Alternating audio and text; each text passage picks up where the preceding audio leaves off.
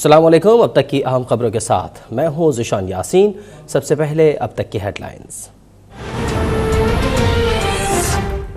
ये हैं वो लोग जो सारे मिलके कि जी वो बहुत बुरे हालात है पाकिस्तान के, अदम एतमाद हम लेके आएंगे, मैं इनका मुकाबला करूंगा और अभी मेरी पूरी तैयारी है कि जो भी ये करेंगे मैं उसके लिए तैयार हूं। ये डाकुओं का जो गुलदस्ता है, क्या आप तैयार हैं जब इंशाअल्लाह आपकी अदम एतमाद की तहरीक फेल होगी तो आप तैयार हैं जो मैं आपसे करूंगा?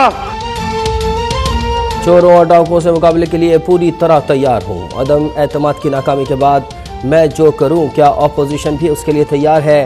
वज़ीर आज़म इमरान खान का अपोजिशन से सवाल।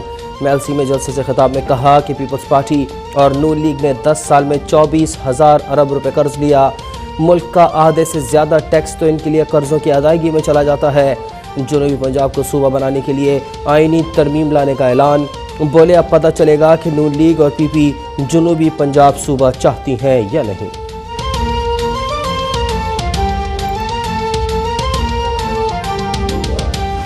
सबसे पहले मुजरिम नंबर 1 नवाज शरीफ, कि कभी गीदड़ भी लीडर बन सकता है? दुनिया में सुना है कि वो लीडर हो जो खुद दुमदुमा के भाग जाए। वो भगौड़ा जो उधर बैठा है वो और उसकी बेटी वो फौज को बुरा भला कहते हैं। शहबाज शरीफ जो भी उसको बूट नजर आता है पॉलिश करना शुरू कर देता है। जो मर्जी आप कर लें आपको जवाब देना पड़ेगा। 1600 करोड़ रुपया आपके नौकरों के अकाउंट में कैसे आया? और तीसरा है नहीं बीमारी जरदारी। और चौथे नंबर पे फजलू डीजल के परमिट को बेच के पैसे बनाता है। पैसे नहीं बनाता, ये ब्लैकमेल करता है। डाकुओं का टोला है। इसके होते हुए यहूदियों को साजिश करने की जरूरत क्यों है पाकिस्तान में? वज़ीर आज़म इमरान खान के 4 बड़े मुखालफिन पर ताक कर वार। नवाज शरीफ को भगोड़ा, जरदारी को बीमारी और फजलुर रहमान को ब्लैकमेलर करार दे दिया। कहा भगोड़ा और उसकी बेटी फौज को गालियां देते हैं। जिस दिन उसका पैसा वापस ले आया पेट्रोल की कीमत आधी कर दूंगा। शहबाज शरीफ को जो बूट मिलता है पॉलिश कर लेते हैं। मुकदमात से बचने के लिए इन्हें अदम एतमाद की जल्दी है। आसिफ जरदारी 10% के नाम से मशहूर है। सिनेमा की टिकट ब्लैक करता था, उसकी करप्शन पर फिल्में बनी। डीजल परमिट के लिए बिकने वाला फजलू मदरसे के बच्चे लाकर ब्लैकमेल करना चाहता है। इसके होते हुए पाकिस्तान में यहूदियों को कोई और साजिश करने की ज़रूरत नहीं।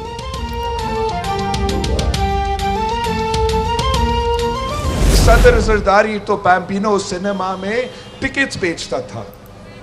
एक तो मैं इस झूठा को, इस शख्स को जो सदर जरदारी का झूठा तक का भी बराबर नहीं है, कि वो सदर जरदारी नहीं, सदर जरदारी का वालिद था। और हाकिम अली जरदारी ने सिनेमा टिकट्स नहीं, पूरा का पूरा सिनेमा बेच दिया था।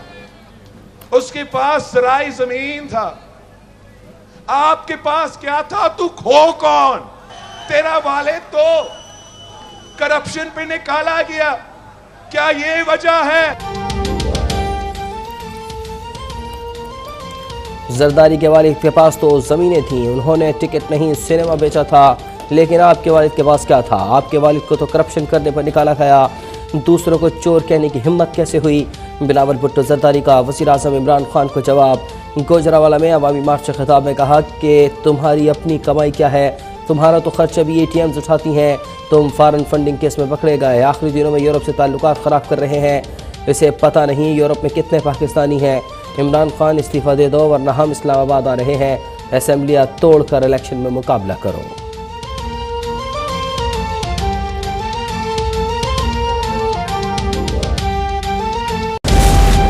इक़्तिदार हाथ से जाता देखकर इमरान खान ज़हनी तवाज़ुन खो बैठे। खेल तो अब शुरू हुआ है, आप पहले ही हार चुके।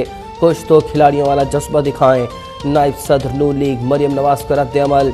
कहा यह शख्स सबको गालियां देकर कहता है कि रियासत मदीना की बुनियाद अखलाकियात पर थी। अल्लाह पाकिस्तान को इसके शर से बचाए।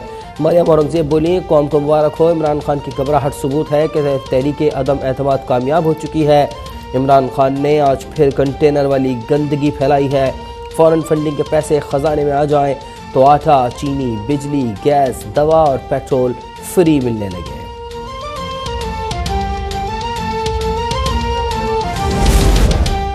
नून लीग और पीपी के अरकान असम्बली किसी सूरत मुल्क से बाहर न जाएं। शहबाज शरीफ और बिलावल भुट्टो जरदारी के अहकाम। शहबाज शरीफ की ज़ेर सदारत नून लीग की पार्लिमानी पार्टी का अहम तरीन इजलास आज तलब। सरबराह पीटीएम मौलाना फजलुर रहमान का एक बार फिर अदम एतमाद के लिए नंबर्स पूरे होने का दावा।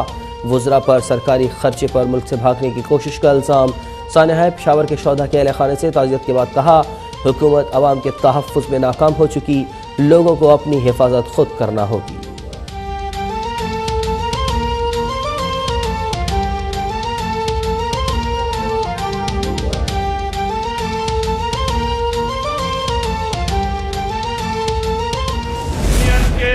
एम्बेसडर ने खत लिखा पाकिस्तान को कि आप रूस के खिलाफ उसके मुखालिफ स्टेटमेंट दें, उसके खिलाफ वोट दें। मैं ये यूरोपियन यूनियन के एम्बेसडर से पूछता हूं कि क्या आपने हिंदुस्तान को भी ये खत लिखा था?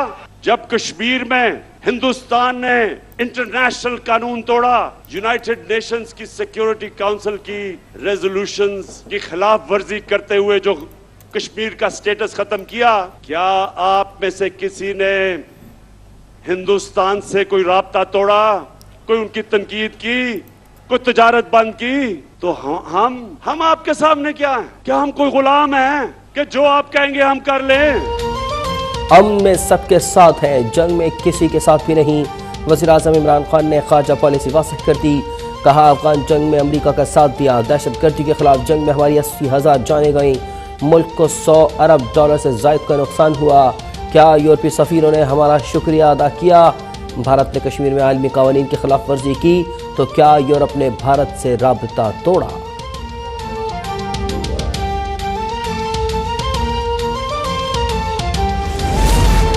नौ रोज कबल घोटकी से शुरू होने वाला पीटीआई का सिंध हुकूक मार्च कराची पहुंचकर इख्तिताम पजीर। वज़ीर ख़ारजा शाह महमूद कुरैशी ने खिताब में कहा, हम सिंध में तीर को तोड़ने और आवाम को जोड़ने आए हैं। पीटीआई ने कराची में एक खामोश इनकलाब बर्पा किया। अब अंदरूनी सिंध भी बड़ी तब्दीली दिखाई दे रही है। अवाम पीपल्स पार्टी से मायूस हो चुके। अवाम को रोटी, कपड़ा और मकान देने के लिए ईमान चाहिए।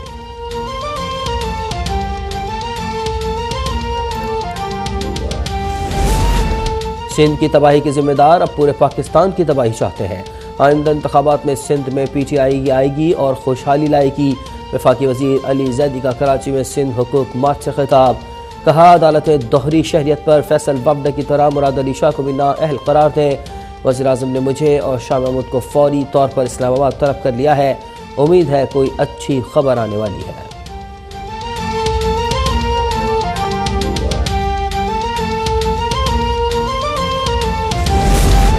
सिंध भर से मुस्तरद शुदा जोकर मार्च की कराची में तदफीन हो गई। शाह महमूद कुरैशी की मुरीदों को लाकर सियासत चमकाने की कोशिश नाकाम हो गई। वज़ीर इत्तलात सईद गनी का रद्द अमल। कहा, सिंध से पीपल्स पार्टी को ख़त्म करने की बात मजाक के सिवा कुछ नहीं। बिलावल भुट्टो के मार्च की शानदार कामयाबी ने हुक्मरानों की नींदें उड़ा दी हैं। वफाकी हुकूमत अवामी मार्च में रुकावट डालने की साजिश कर रही है।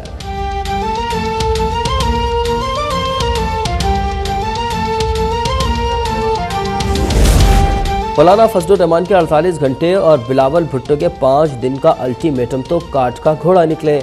आइंदा हफ्ते अपोजिशन अपनी तहरीक समेत घरों में वापस ली जाएगी। वज़ीर इत्तलात फवाद चौधरी का दावा। कहा, वज़ीर आज़म को छोड़ें, चलें स्पीकर के खिलाफ ही अदम एतमाद ले आएँ। मुराद सईद बोले कि करप्ट टोले को हमेशा की तरह इस बार भी शिकस्त होगी। फजलुर रहमान पहले भी अमरीकी सफ़ीर से मौका मांगते रहे। नवाज शरीफ मोदी के तकरीब हलफ बर्दारी में पहुंचा, लेकिन हुर्रियत रहनुमाओं से मुलाकात तक न की।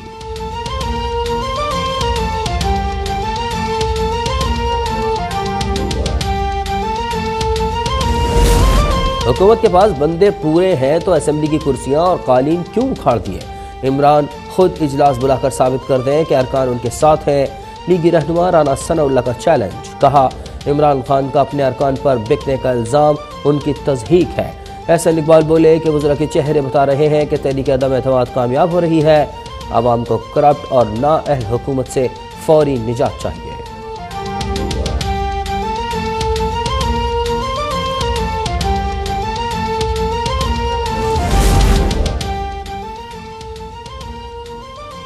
वज़ीर आज़म के मुशीर इन्हें मीडिया से दूर कर रहे हैं। वज़ीर आज़म अपने मुशीरों से मोहतात रहें। काफ लीग के रहनुमा चौधरी परवेज़ इलाही का मशवरा। कहा मीडिया हाउसेस के इश्तिहारात रोकना तशवीशनाक है। मौजूदा पाबंदी वज़ाहिर पी का ऑर्डिनेंस के तनाजुर में लगाई गई। सरकारी इश्तिहारात आवाम के पैसे हैं, इन्हें अखबारात और चैनल को निशाना बनाने के लिए इस्तेमाल न करें।